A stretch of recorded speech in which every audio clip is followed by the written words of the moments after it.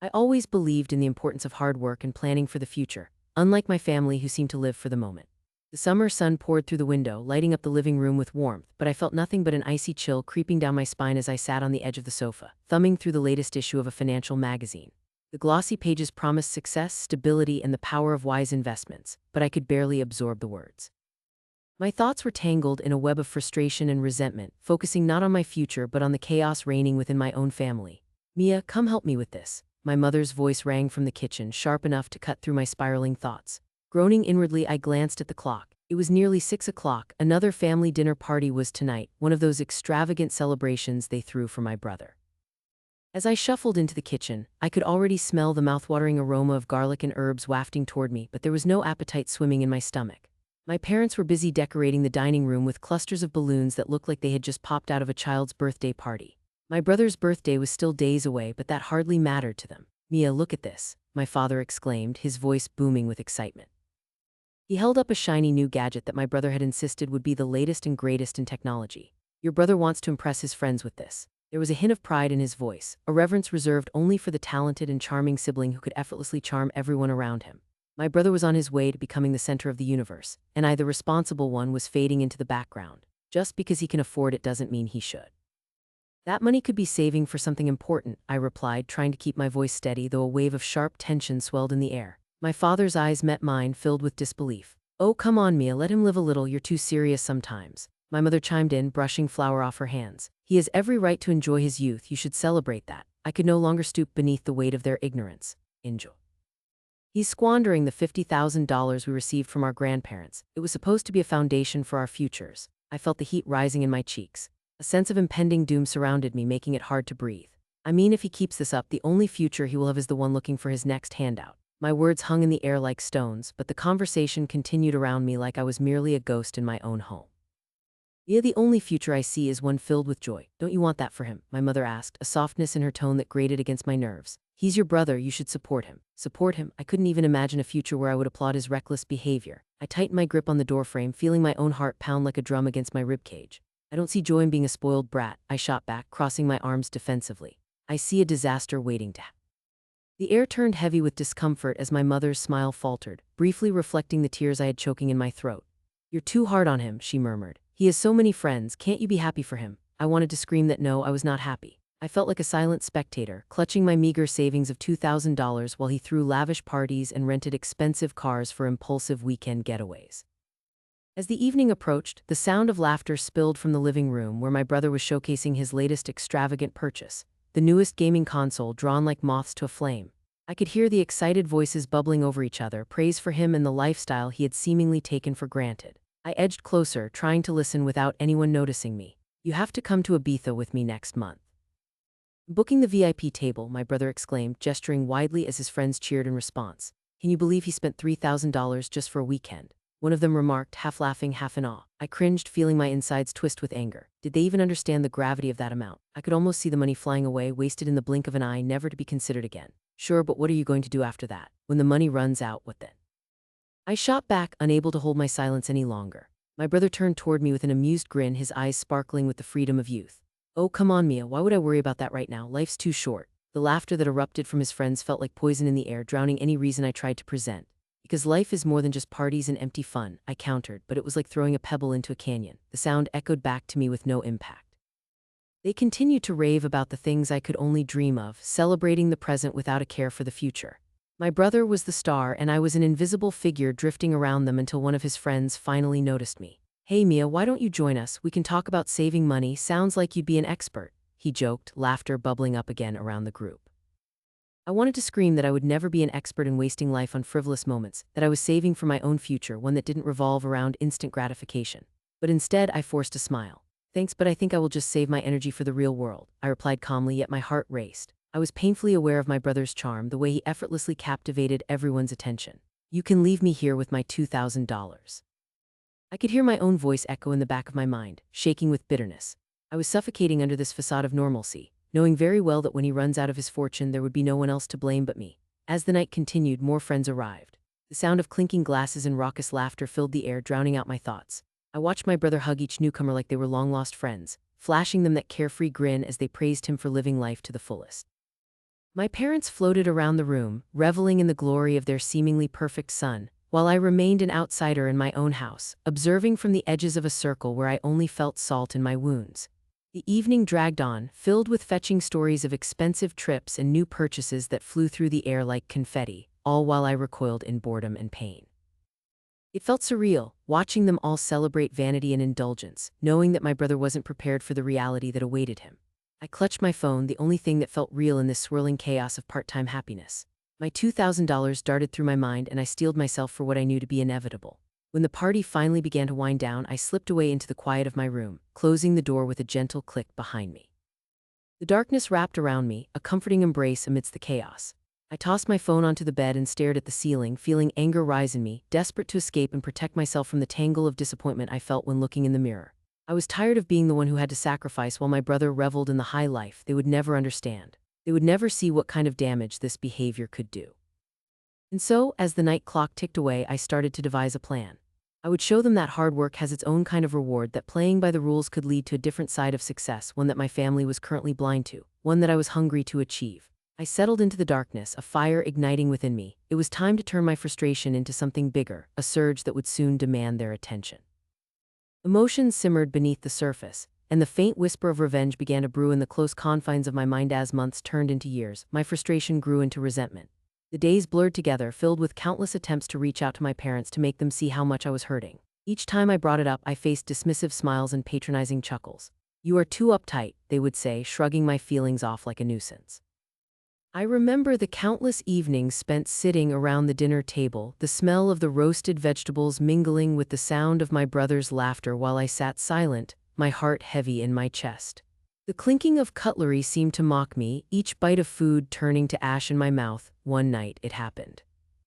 I was standing just outside the study, the door slightly ajar, a crack of light spilling into the hallway, when I heard my father's voice, rich and deep, filled with a kind of authority that always intimidated me. "You're really living life to the fullest, aren't you?" he said, the words dripping with pride as he spoke to my brother. I could practically see his face, beaming and animated.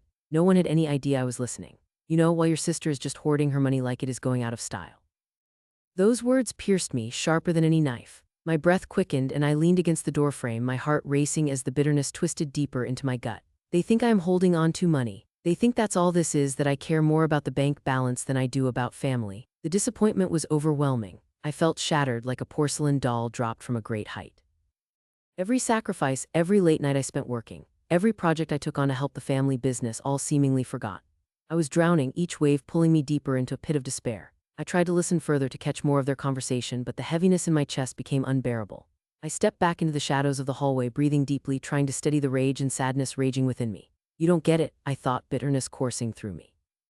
"You don't see what I've done, what I've put aside for this family." That night, as I lay in bed, the darkness wrapping around me like a suffocating shroud, I made a decision. I would no longer let their negligence dictate my fate. While they floated in their world of excess and careless joy, I would wage my silent war beneath the surface. I felt a flicker of excitement ignite within me, a spark that grew as I plotted my way forward. "Take action," I whispered to myself in the stillness of the night. "Find their weaknesses, exploit them, show them how wrong they are." I turned my mind towards the family business, the very thing that had been a part of my life since childhood. I visualized those tall glass buildings filled with bustling employees, the bright lights illuminating the night sky, the constant ringing of phones. I was tired of feeling like a ghost floating through the hallways, unnoticed and unappreciated. It was time they saw me, felt me, understood the weight of the hard work I had contributed over the years. At dawn I began. Sitting at my small desk in my dimly lit room, the quiet of the morning enveloped me like a cocoon. My laptop flickered to life and I dove into research, feeling a thrill that had long been absent in my life. I scoured through financial reports, internal memos, and audit trails. The hustle of my parents' world, their grand parties, luxurious vacations, and carefree spending had become my ground zero. How blind they were to the cracks forming beneath their feet. Days turned into weeks filled with determination, each click of the keyboard a step closer to my goal. "There's always a way in," I told myself as I unearthed items hidden in the back of years of ledgers. I found discrepancies, fun expenditures disguised as necessary business expenses. My heart raced. "This could work," I sighed, my breath shallow with realization. I jotted down notes, planning each detail meticulously. "They won't even know what hit them, I will show them." In the evenings, I kept my head down while my brother boasted about his escapades, oblivious to the storm brewing within me. I would nod and smile, biting back the words that clawed at my throat. "You don't see what I carry." Instead, I buried it all deeper, letting the pressure build up, each laugh of his pushing me closer to my revenge. Gathering evidence had become an obsession, my days blending into nights. Along the way, I reached out to former employees, casual yet precise in my inquiries. The more I learned, the more confident I became. I found a network of individuals who had exited the company, disgruntled, unhappy, their voices echoing my discontent. Do you want to help me make things right? I would ask them, and as I spun tales of retribution, their eyes brightened with understanding and sympathy, with the thrill of vindication. I could see it in their eyes, they too felt wronged by my family's decisions. I filled my notebook with names, dates, and evidence, piecing together a puzzle that would lead to a big reveal. This is just the beginning, I thought, the adrenaline humming through my veins. I imagined my father's face when he would finally realize what I had uncovered. I could almost hear the gasps, the disbelief, the indignation that would surround the dining table, and it filled the corners of my mind with an intoxicating mix of victory and righteousness. Get ready. Your world is about to come crashing down, I whispered to the empty room, a smile creeping across my lips. My sacrifice would not be in vain. The weight of disappointment that I had carried for so long was transforming into something powerful, a force of nature. I was ready to unleash it, ready to break free from their shadows and into my own light. And with each passing day, my plan took shape, an intricate dance of destruction and retribution. Paving my path to freedom, the sun began to set over Silver Springs, casting long shadows across the family's modest dining room as I sat at the kitchen table. Everything felt heavy, almost suffocating. The air was thick with the aroma of baked chicken and roasted potatoes, but all I could think about was the impending disaster my brother had brought upon us. My heart raced as I replayed the scene I had witnessed just hours before. My parents sitting at the table next to this one, casting out ideas for their upcoming vacation like they were discussing the weather. They were laughing and joking, completely untouched by the weight of reality that hung over us like a storm cloud. Mia, did you hear the news? My brother's voice had cracked through my concentration earlier that afternoon when he had stormed through the door. The look on his face was a mix of devastation and disbelief. The startup, it's gone under, I lost everything. He glanced at the floor, his posture deflated as if all the air had been let out of him. What do you mean everything? I had asked, incredulous. You can't be serious. You invested all your money. It was supposed to be a sure thing. It was flashy, exciting. Everyone was talking about it. I thought it would save me. He had run a hand through his hair, frustration throwing it wildly. Now look at them, they don't even care. It's like they're planning for a life that doesn't exist anymore. I had looked over my shoulder just then, catching my parents drifting into discussions about sandy beaches and sunny skies while my brother fell apart. Mom, Dad, you seriously don't know about the investment yet. My tone had been incredulous as everything began to bubble within me. They will know soon enough, I had thought grimly. But it was too late. They were too far gone, lost in their own world. As I listened to them giggle about beachfront restaurants and late-night strolls under palm trees, the simmering rage inside me boiled over. I couldn't just sit there and let their careless decisions ruin everything we had worked for. That was when I made my move. I couldn't just wait for the inevitable crash and burn. I had to take control. I threw on a light jacket, feeling the crisp evening air strike my skin as I stepped outside and hurried over to the nearest bank. The distant hum of cars and street chatter faded into a background noise as I thought solely of the money I had saved for years. $2000 tucked away in that account felt like a down payment on my future. Clenching my fists, I pushed my way inside. The teller at the bank greeted me with a warm smile, but all I could do was nod, my expression stony and resolute. I need to withdraw all of my savings, I stated plainly, not bothering to sugarcoat my words. I barely had time to register her surprised look before she went about the transaction. I watched as the numbers changed on the screen, my heart pounding madly. With cash in hand, I felt a rush of empowerment mixed with a sickening knot in my stomach. Back at home, I paced the living room, trying to breathe through the tension as I waited for my chance to act. Would they notice? Would they see through my cool facade? I had to play it right. Just as my parents returned to the small family meeting we would inevitably hold, I clutched the cash tightly, feeling it burning against my palm. Dinner is ready, my mother called into the house, cheerfully oblivious. That cheeriness grated against my nerves. It was time to shake things up. When they finally settled into their seats, I cleared my throat to get their attention, my heart pounding louder than the clatter of plates being set in front of us. Can we talk? I began, feigning calmness even as the weight of my secret threatened to crush me from inside. I overheard you guys talking about going on vacation. I think we need to have a discussion about that. Sweetheart, it's just a little getaway to relax, my father replied with a wave of his hand as if my concern was merely a bothersome fly buzzing around his head. We've been through a lot with your brother's situation. We deserve this break. Deserve, I echoed incredulously, heat rising to my cheeks. Deserve what? To ignore the fact that we might lose everything. Did you even think about that before planning your little trip? My mother bristled, confusion mixing with her concern as she sat up straighter. Mia dear, you're upset. Let's talk about it calmly. Your brother will find a way to bounce back. Oh, will he? I snapped, my voice gaining volume. You have no idea how serious this is, do you? He banked on a dream and now it is gone. Everything is at stake here and I can't just sit and watch you both pretend that this doesn't affect all of us. The words burst from me, fueled by a blend of fear and anger. Young lady, watch your tone. My father interjected sharply, his brows knitting together. You are overreacting. Overreacting? I almost laughed, but it came out as a choked sound instead. You don't see this, do you? You are just going to pretend everything is fine while your son's future goes up in flames. You sit here planning vacations and it makes me sick. What did we do to deserve this kind of disrespect? My mother's voice trembled, the hurt displayed in her eyes stinging more than I had anticipated. But it didn't deter me. I couldn't go back now. I felt as if I was standing on the edge of a cliff, the wind whipping through my hair, daring me to jump. You took everything for granted, I stated. Every choice you make affects the rest of us. I won't let you jeopardize my future because you want to escape for a while, not anymore. My brother sat silent, his hands clasped tightly in front of him, a flicker of recognition passing through his eyes. I could sense his internal struggle, torn between his loyalty to our parents and the anguish he faced. Okay, I see that you are upset, my father said, his voice suddenly low and quarrelsome. But we are doing our best. This family has always made it through tough times. Your best is embarrassing, I replied, unable to hold back the venom that dripped from my tongue. What good is family loyalty if it is blind? I can't let your decisions affect my future. I unfolded my last layer of defense, my breath catching as I whipped out the crumpled money from my pocket, slapping it down on the table like a sleight of hand. Their eyes widened, shock rooted on their faces. Their $2,000 invested in our family business, my last move before I decide to find a new path. They stared down at the money, then back at me, uncomprehending. The tension in the room hung heavier than ever. Are you serious? My brother finally broke the silence. You want? That's not going to fix anything. It's called leverage, and for once it's my leverage, I shot back, feeling a rush of adrenaline from finally taking power. It's my money that can make a difference if you don't squander it like everything else you've touched. My parents exchanged horrified glances before my father finally spoke again, his voice trembling. You don't understand what you're doing. This isn't a game. No, it's not, I said softly, clenching my fists in my lap. It's about consequences. You think you can just ignore reality and wish it away, but I am not letting that happen, not anymore.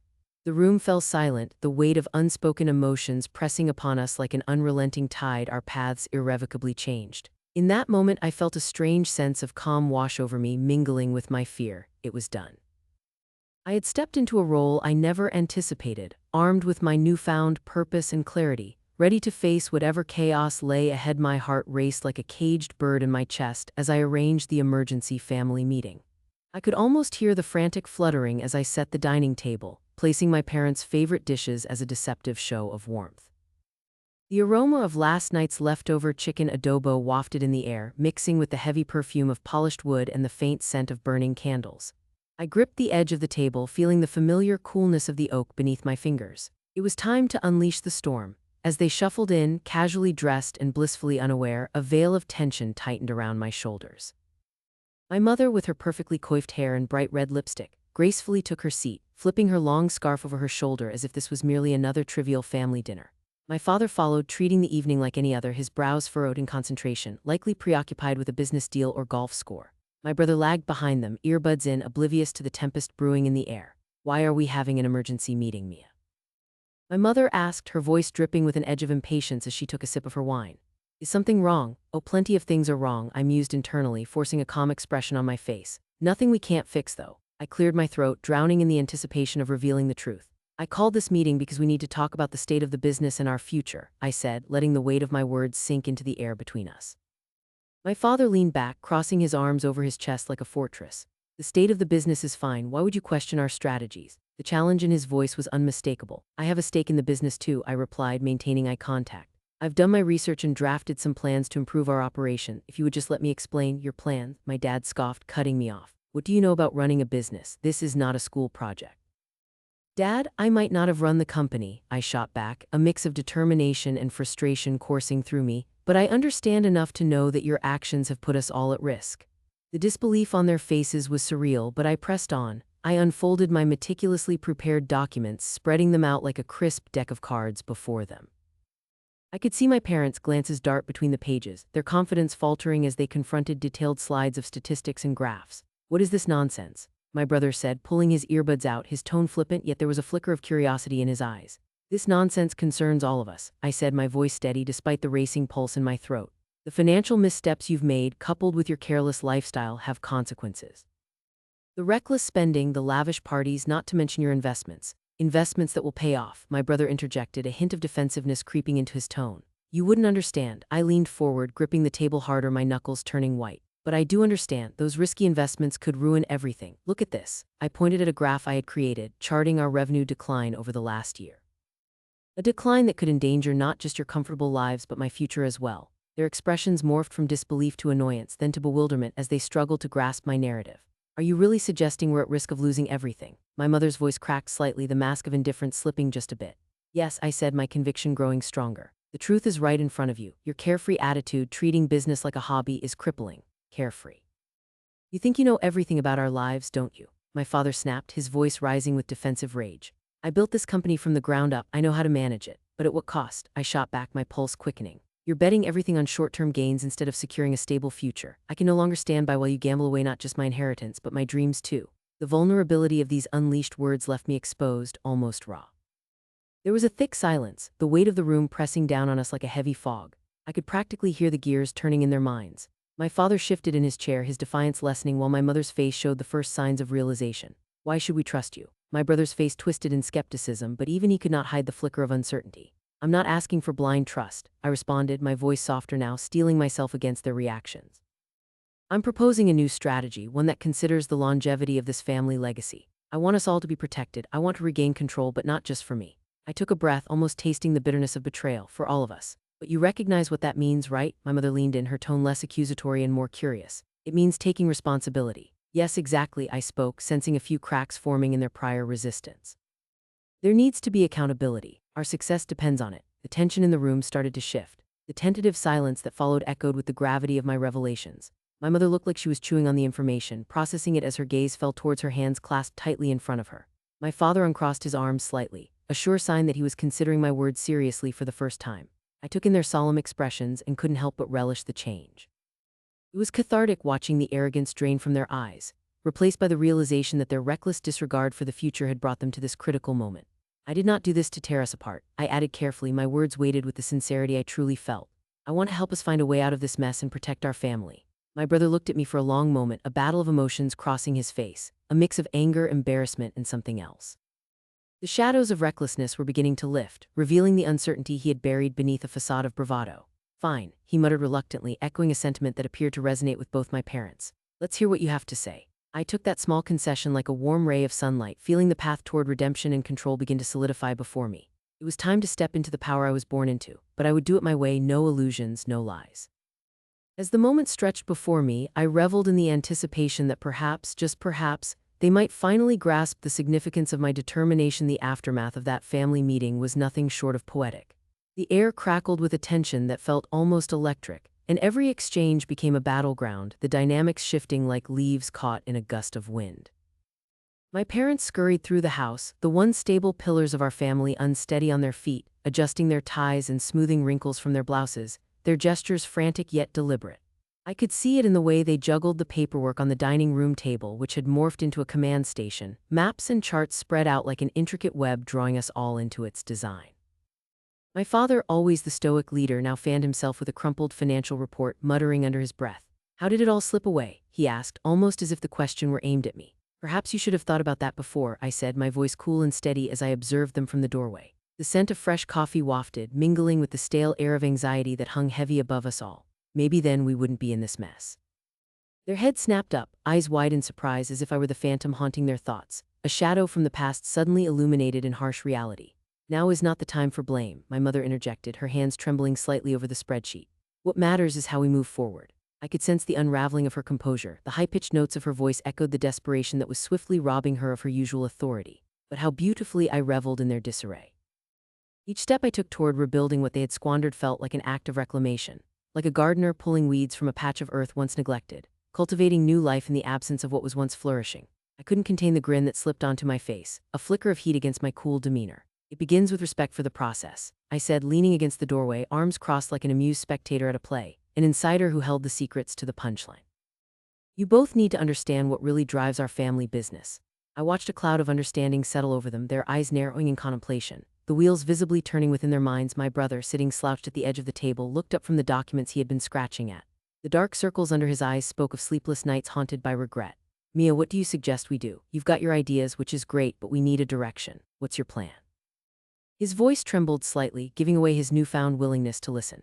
Gone was the entitlement he had once displayed, replaced by an almost palpable unease. I took a deep breath, anchored in my newfound authority. You guys need to fade into the background for a while, let me take the lead. The room felt like it had shrunk in on itself, a silence wrapping tightly around our words as they processed what I had just laid before them. Fade into the background, my mother echoed incredulously. What if we— Exactly, I cut her off, my heart pounding fiercely as I struck while the iron was hot. You have your strengths, but right now they're not aligned with our needs. My words were a gentle push, nudging them towards a realization of their own. Let go of the reins for just a moment. Trust that I can do this. In that charged moment, with doubt heavy in the air, I turned to my father. You taught me about resilience, didn't you? Didn't you say that hard times can reveal the strongest links in our chains? I watched his expression shift as he weighed my words, the allure of curiosity flickering behind his cautious demeanor. Fine, he finally said, his voice gruff yet venturing into uncertain territory. If you believe you can steer this ship of ours, I won't stand in your way. A sense of victory coursed through me, as though I had just landed a critical hit in a game I had been mastering from the shadows. Good. Let's rebuild this together, but please step back. My heart raced wildly, exhilaration mingling with trepidation. Would they really hand over control? Each day thereafter drew me deeper into this newfound role. I created plans that glimmered like freshly polished silver in the light, mapping out strategies and sales projections. As we gathered around that dining table, it transformed into a war room, with my once overlooked ideas now slotted into discussions that reverberated with purpose. My parents began bringing in new clients and pouring their energy into workshops I had suggested, absorbing the lessons I taught like sponges, eager and willing to adapt. Did you see that response rate from our recent campaign? My father beamed one afternoon, gesturing toward a spreadsheet filled with sharp increases, numbers that danced before our eyes. You actually did it, Mia. The gleeful surprise in his voice sliced through the remaining tension like a warm knife through butter. It warmed me to see pride blended into his features, where only weeks earlier annoyance had ruled. Yes, and it is only the beginning, I said, letting satisfaction bloom within me. I could feel the scales balancing, the years of being the overlooked sibling were melting away. I noticed my mother muttering to herself in the corner, refining our marketing pitch, her brows furrowing in concentration as she embraced the challenge. This is a brilliant idea, she acknowledged one day, marveling at how the pieces fit together now. I can't believe we didn't see this before. I stifled the laughter bubbling within me because this was just stage one of my plan. Her acknowledgement was merely the cherry on top. My brother, still learning to navigate his transformed world, questioned everything at first. On another day, he approached me, brow knitted in uncertainty. Do you really think long-term this will last, Mia? What if we crash again? His worry hung thick in the air. Then we learn from it, I replied softly, placing my hand on his and digging deeper into the urgency of our efforts. What you do understand more than I ever did is what our mistakes have taught us. That's invaluable. The light of understanding flickered in his eyes, and slowly the corner of his mouth pulled upward, an echo of camaraderie emerging from the debris of our turbulent past. And deep inside, I relished transforming their hesitation into action, running the business with both my ideas and their experiences woven seamlessly together, each success tasting sweeter than the last. The more we prospered, the more nostalgia chased them, shadowing them with reminders of the past. Every victory was not just a testament to my hard work, but also a reminder of the chaos they had previously unleashed, crafting it into prosperity. As the weeks turned into months and we crossed milestones together, I recognized the beauty in our metamorphosis. My family learned to fight for stability and in the process rediscovered their belief in each other. They had not just learned a lesson about finances, but about responsibility. Finally, I was no longer the overlooked sibling. I had turned their chaos into my opportunity. Each sweet success was a deliberate act of revenge, a lingering yet delicious consequence of their past decisions that now danced through the halls of our home, a symphony I had orchestrated with skill and burning passion. The taste of sweet revenge grew more profound with every achievement we celebrated. And deep within the mint green walls of the house that had once echoed arguments and disappointment, laughter now rang out, a sound so foreign yet enchanting as it filled empty spaces with harmony we had believed lost forever. I smiled, imagining us years down the road when we would tell our story of redemption and growth. I would tell it not just as a warning, but as a celebration. After all, revenge is simply the flavor of justice served cold, and I was savoring every bite in a way that felt utterly poetic.